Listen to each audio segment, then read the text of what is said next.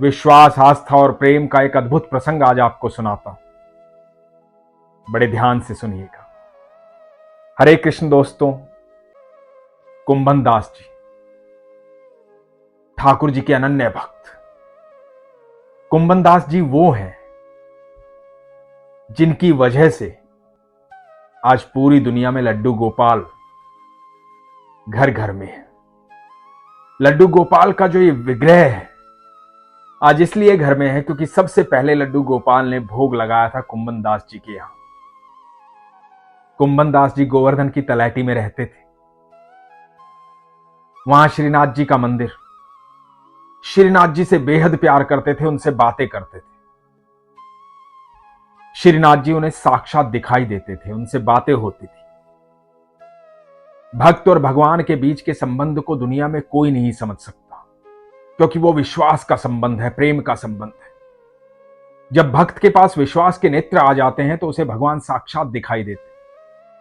जब ऐसा हृदय हो जाता है जिसमें विश्वास परिपूर्ण होता है तो भक्त की भगवान से बातें होती हैं।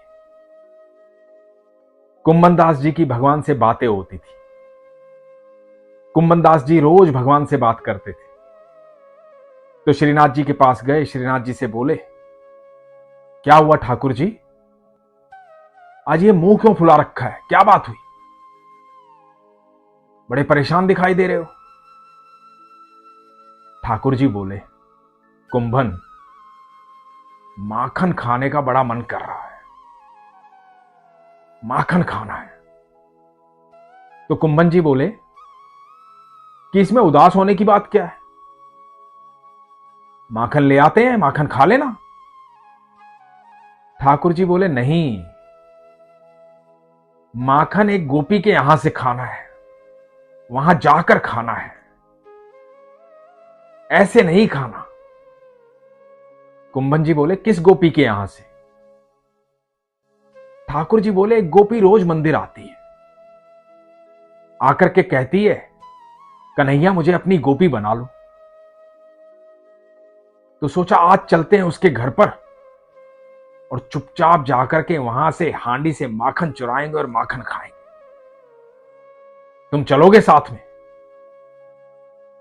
कुंभन दास जी बोले, भगवान कैसी बात कर रहे हैं, हम किसी के घर छुप कर जाएंगे, पकड़े गए तो लोग क्या कहेंगे?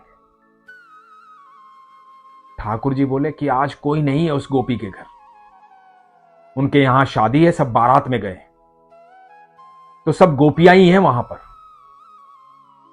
जब किसी के यहां शादी होती है तो सब बारात में चले जाते हैं, घर में महिलाएं रह जाती हैं। तो ठाकुर जी बोले, आज सारी गोपियां हैं वहां पर, चुपचाप पीछे से घुसेंगे, माखन खाएंगे, वापस आ जाएंगे। तो कुंभन जी बोले कि आप तो भाग लोगे, लेकिन मेरा शरीर देख रहे हो, बूढ़ा होता जा रहा हूं, भाग नहीं पाऊंगा, पकड़े गए तो फिर क्या करेंगे?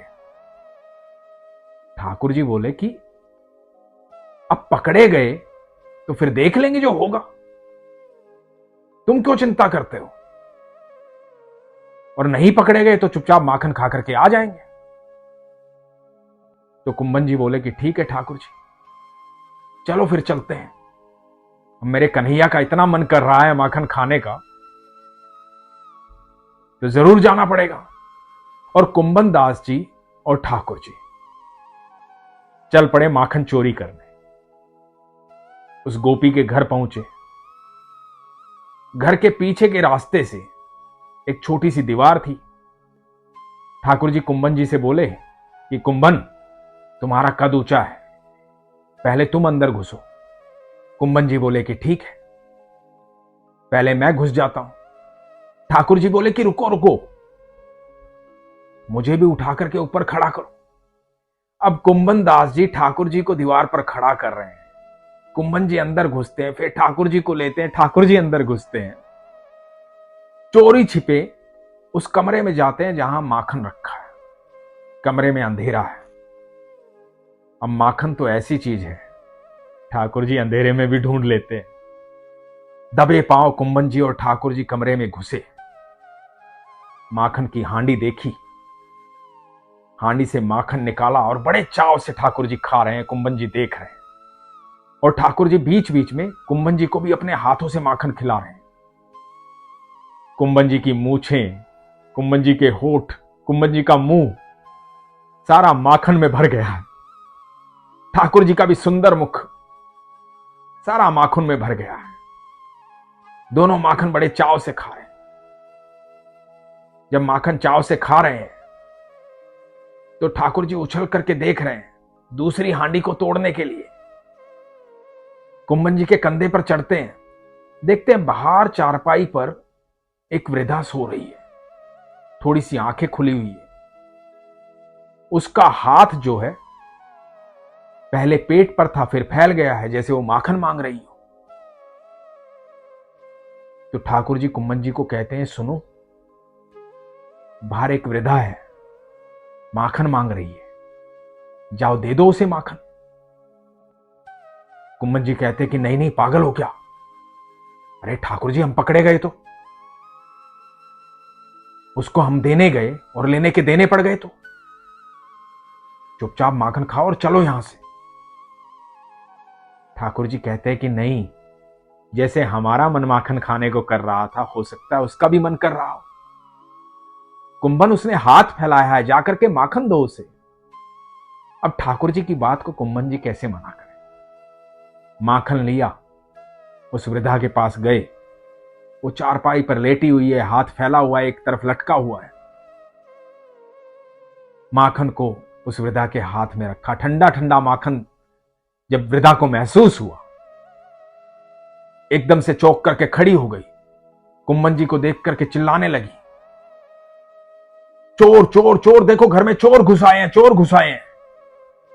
जैसे ही वृद्धा चिल्लाई, सारी गोपियां दौड़ कर आई, भाग कर आई। अब कुंभन जी भागे कमरे की तरफ। ठाकुर जी ने अंदर आवाज सुनी और ठाकुर जी दीवार से कूद करके भाग गए। कुंभन जी पकड़े गए। कमरे में अंधेरा था। सब गोपियों ने मिलकर कुंभन जी की पिटाई कर डाली। इतने में एक गोपी ने रोशनी का इंतजाम किया, अंदर आई और देखा, अरे ये तो कुंभन जी हैं, सिद्ध संत हैं, भगवान के अनन्य भक्त हैं, और इनका मुख पूरा माखन से भरा हुआ है। मूंछों पर माखन लगा हुआ है, होठों पर माखन लगा हुआ है। कुंभन जी कुछ बोल ही नहीं पा रहे, चुपचाप खड़े हैं। समझ गए हैं कि ठाकुर जी भाग गए। करे तो अब क्या करें, फंस गए। इसी बात का डर था। तो गोपियां बोलती है, कुंभन जी, आपको यह करने की क्या आवश्यकता थी? आप हमें कह देते, हम माखन लेकर के आ जाते। आपको ऐसे चोरी करने की क्या आवश्यकता थी? आप तो इतने सिद्ध पुरुष हैं, ठाकुर जी के अनन्य भक्त हैं, आप तो प्रेमी भक्त हैं उनके, आपने चोरी क्यों की?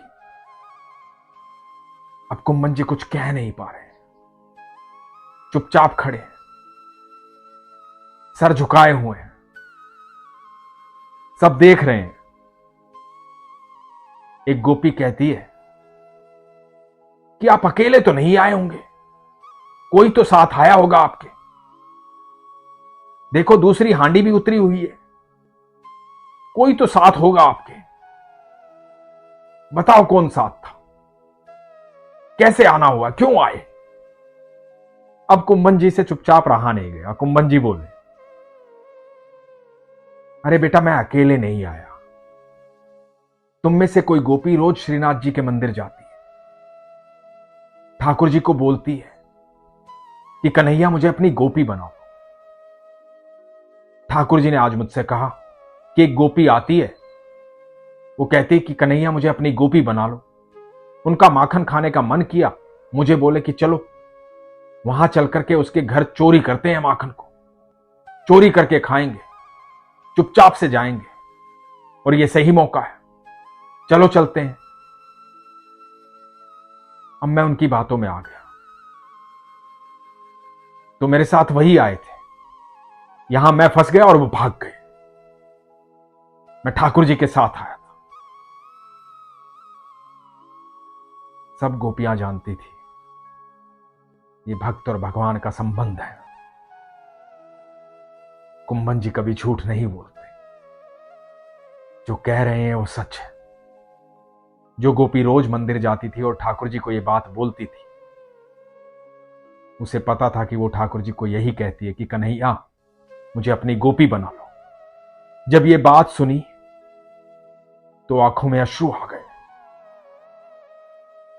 शरीर कांपने लगा।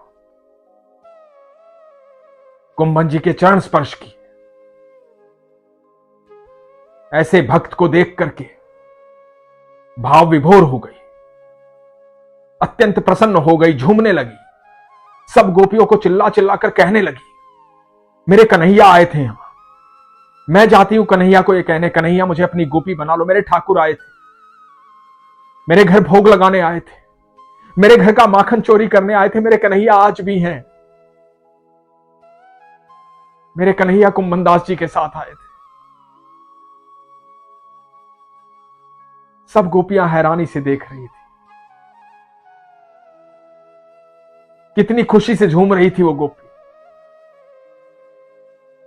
कुंभन दास जी भी ये देख रहे थे और सोच रहे थे कि आज कहां फंसा दिया भगवान ने।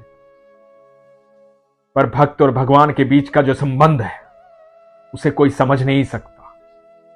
वो पागलपन है, दीवानापन है, वो प्रेम है। वो किसी को भी हो सकता है, वो कुंभन दास जी जैसे भक्त को भी हो सकता है और एक साधारण सी गोपी को भी हो सकता है। उस प्रेम पर सबका अधिकार है। आपका विश्वास होना चाहिए, विश्वास हमेशा प्रगाढ़ होना चाहिए। जब आपके मन में प्रश्न आते हैं तो शंका उत्पन्न होती है, और जब शंका उत्पन्न होती है तो विश्वास नहीं होता है। और यदि आपको सच्चा विश्वास है तो आपके जीवन में प्रश्न नहीं होना चाहिए, आपको शंका नहीं होनी चाहिए, आपको घबराना नहीं चाहिए, आपको डरना नहीं चाहिए, आपको निश्चिंत होना चाहिए। जब यह संबंध स्थापित हो जाएगा तो दुनिया भले ही आपको दीवाना कहे, पागल कहे, लेकिन आपके ईश्वर आपको साक्षात दिखाई देंगे।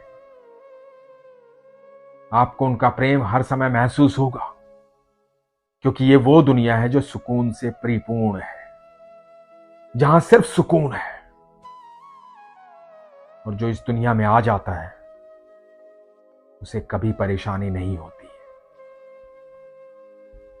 उसके शब्दकोश में दुख होता ही नहीं, उसके शब्दकोश में कभी असंभव होता ही नहीं है, क्योंकि वो हर पल अपने ईश्वर के साथ रहता है। उसके लिए सब कुछ संभव है, हर पल में खुशी है। तो आप आना चाहते हैं इस दुनिया में? यदि आना चाहते हैं तो अपने विश्वास को प्रगाढ़ कीजिए। इसीलिए मैं हमेशा कहता हूं, अपने विश्वास को मजबूत रखिए, अपना ख्याल रखिए। हरे कृष्ण।